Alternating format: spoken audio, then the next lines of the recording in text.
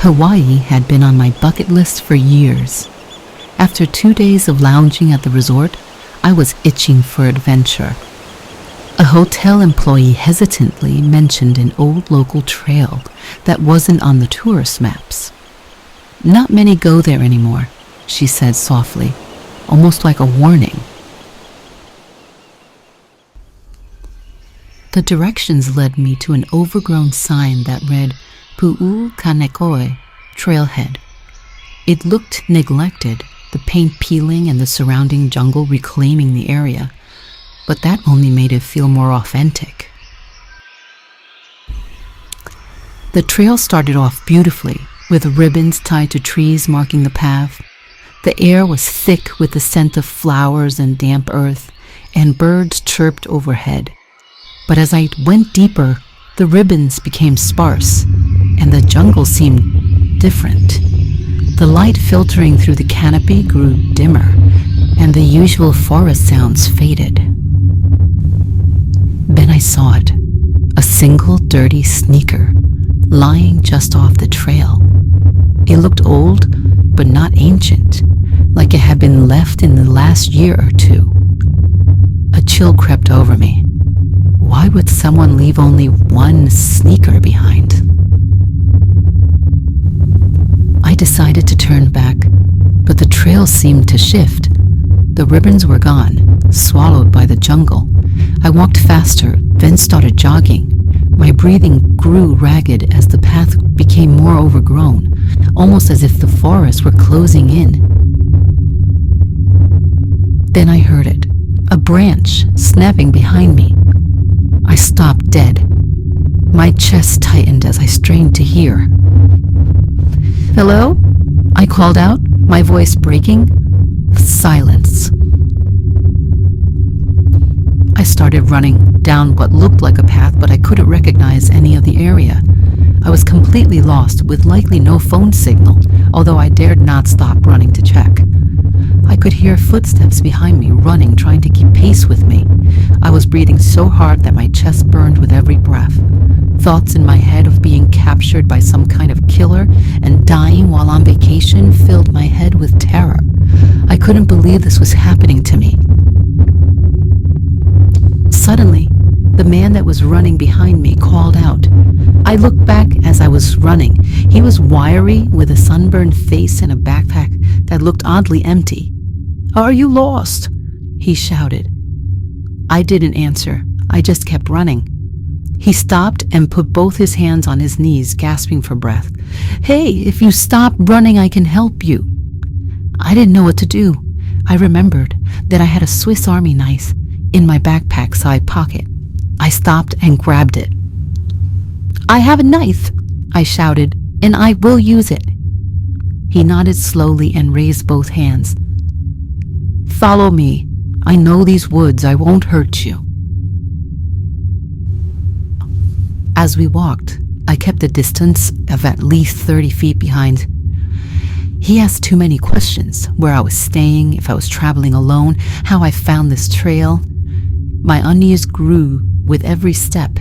His answers to my questions were vague, and when I glanced back at his backpack again, I realized it was completely empty. After what felt like hours, but was probably only 15 minutes, we emerged at the trailhead. Relief flooded me, but he didn't leave right away. "Be careful," he said, his tone dark. "These forests don't always let people go." When I told the resort staff what had happened, the concierge's face went pale. "That trail's been closed for years," she whispered. "There have been incidents." I didn't ask what she meant. I didn't want to know. For the rest of my vacation, I spent it by the pool and did not leave the resort.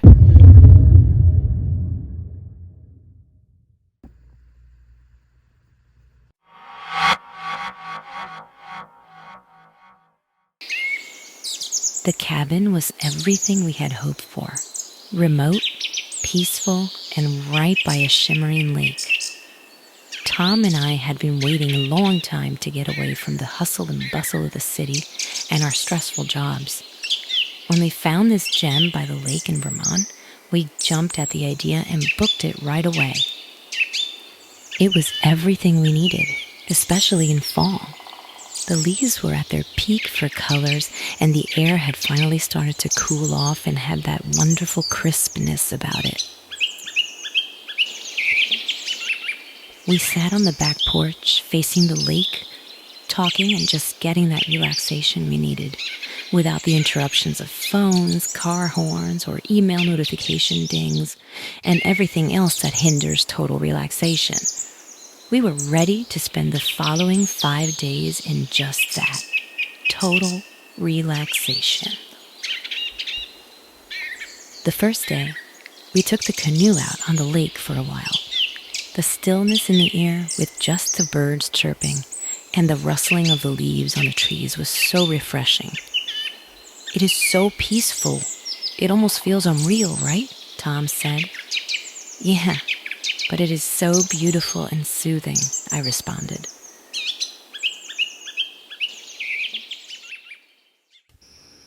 The first night, we slept like babies. The bed was fluffy, but not too fluffy that we could sink into it. The inside of the cabin itself was gorgeous. The living room had a huge picture window facing the mountains, and the kitchen was glamorous, stacked to the brim with anything you wanted or needed. It was almost too good to be true, I remember thinking to myself. After another day of swimming in the lake, canoeing, and roasting marshmallows at the fire pit by the lakeside, we were exhausted and decided to watch a movie. We ended up falling asleep while watching it in the living room. At around 1 a.m., we woke up and went to bed. The night was cool, so we cracked the bedroom windows a bit to feel the breeze. At about 3 a.m., I woke to the sound of faint footsteps outside. They were slow, deliberate, circling the cabin. My first thought was wildlife, but something about the sound was human. Tom, I whispered while I shook him to wake him up. There's somebody outside. Tom half opened his eyes and mumbled something incoherent. At that moment, the sound of footsteps became louder near the back of the house. Tom opened his eyes and sat up abruptly. Do you hear that? I whispered. He nodded, with a worried look on his face. Tom got up from the bed and tiptoed to the window. He slowly moved the curtains just a bit and peeked through them. He went to the kitchen and flipped the switch for the back porch. It was empty. I don't see anything, he said. He went to the living room and stood there listening for a long while, but the footsteps were gone. It was probably a bear, he shrugged, relieved that the sounds were gone, but still a little spooked. We both went back to bed.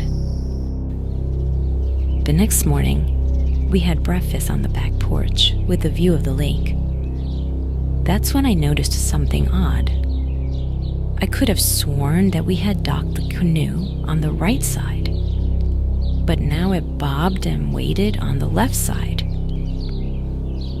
That's strange. Didn't we dock the canoe on the right side? I asked Tom. Tom looked over and furrowed his brow. Honestly, I actually can't remember.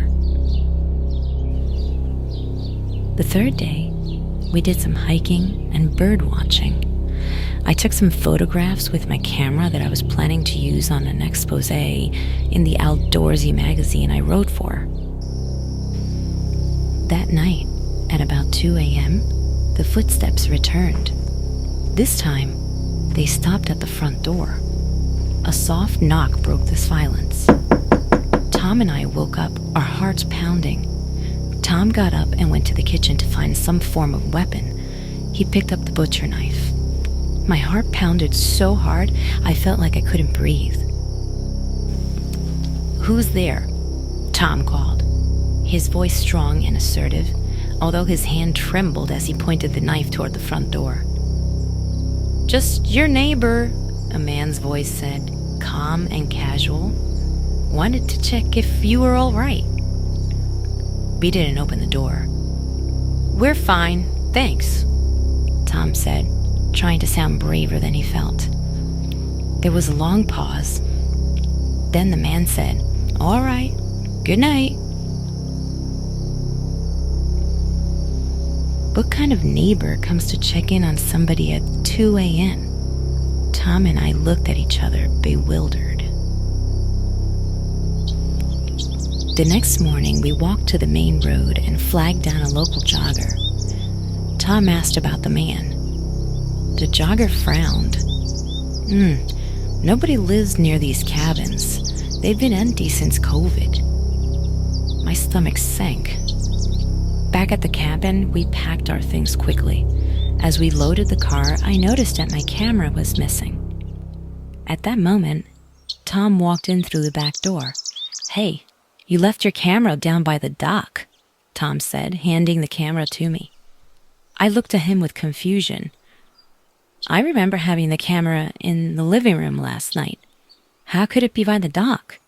I said. Tom shrugged. As I waited in the car for Tom to check the house and lock up, I discovered something that made my stomach drop.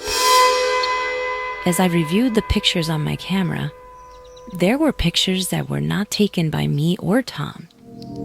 They were pictures of Tom and I sitting at the back porch, Tom and I roasting marshmallows, and even Tom and I sleeping in the bedroom. Our relaxing getaway just became a crime scene.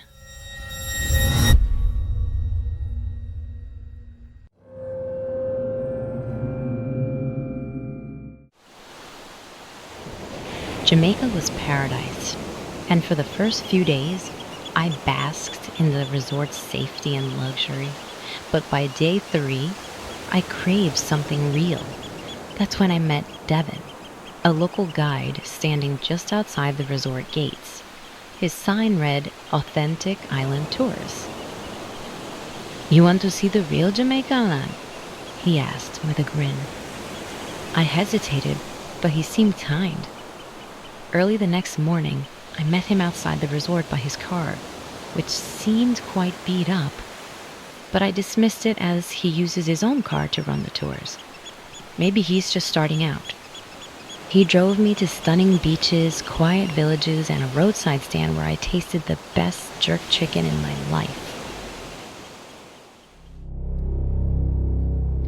But as the day wore on, the atmosphere changed. The roads became rougher, the villages sparser. My phone had no signal. "So where are we going now?" I asked, forcing a smile. "Shortcut," he said, his grin tightening. We stopped near a clearing with a few run-down shacks. Devin got out and told me to wait in the car. I watched him approach a group of men standing near the shacks, one of them holding a machete. They glanced at me, their voices too low to hear. Devin handed one of them something, a wad of cash, a package, before walking back to the car. "Change of plans," he said. His tone clicked. What happened?" I asked, trying to keep my voice steady. "Nothing," he said, but he didn't look at me, and his knuckles were white on the steering wheel. The drive back was tense, his usual chatter replaced by silence. When we reached the resort, I barely managed to thank him before rushing inside. That evening, I mentioned the trip to the front desk. The woman's face fell. "That wasn't one of our approved guides," she said softly. "You're lucky you made it back." Her words haunted me. What had I interrupted in that clearing? And what would have happened if I hadn't been in the car?